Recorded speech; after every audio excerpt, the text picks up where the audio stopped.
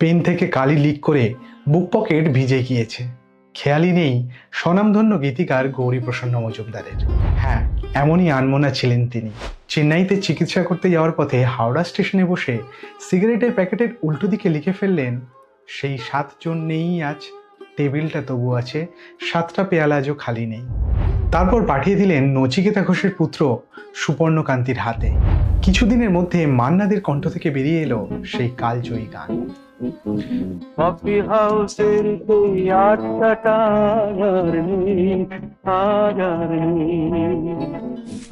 রানী ভিক্টোরিয়ার জ্যেষ্ঠ পুত্র বার্টি ঠিক করলেন ভারত ভ্রমণ করবেন।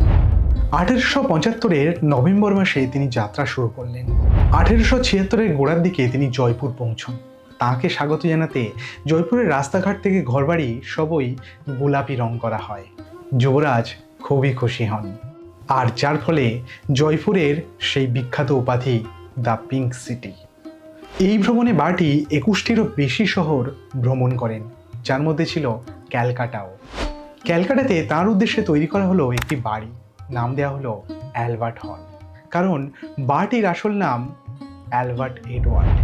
1800-র মাঝামাঝি হেনরি প্যাডিংটন ক্যালকাটাকে লন্ডনের সমতুল্য করে তোলার প্রচেষ্টা করলেন। সেই সময়ে ইউরোপিয়ানদের মধ্যে চায়ের পরিবর্তে স্থান পেয়েছে কফি। হেনরি ব্রিটিশদের মধ্যে মাদকাসক্তি কমাতে ও কফির কাপে চুমুক দিয়ে সন্ধ্যার আড্ডা জমিয়ে তুলতে 1946-এ এই অ্যালবার্ট হলের 2টি ফ্লোর ভাড়ায় নিয়ে তৈরি করেন ইন্ডিয়ান কফি হাউস। 1883 সালে ভারতের সবচেয়ে গুরুত্বপূর্ণ রাজনৈতিক সংগঠন ভারত সভার জাতীয় সম্মেলন অনুষ্ঠিত হয় এখানে। নেতাজি বেশ কয়েকটি রাজনৈতিক সভা করেন অ্যালবার্ট হলে। দ্বিতীয় বিশ্বযুদ্ধের সময় ব্রিটিশরা এখানে ইয়ারডেড প্রিসিশন সেন্টার খুলেছিলেন। সত্যজিৎ রায়, অমর্ত্য সেন, মৃণাল সেন থেকে শুরু করে সুনীল গঙ্গোপাধ্যায়, সঞ্জীব গঙ্গোপাধ্যায়, ঋত্বিক ঘটকের মতো মানুষের পদচিহ্ন পড়েছে এখানে। হাজারো ইতিহাসের সাক্ষী হয়ে আজও নিজের ঐতিহ্য নিয়ে দাঁড়িয়ে আছে ইন্ডিয়ান কফি হাউস।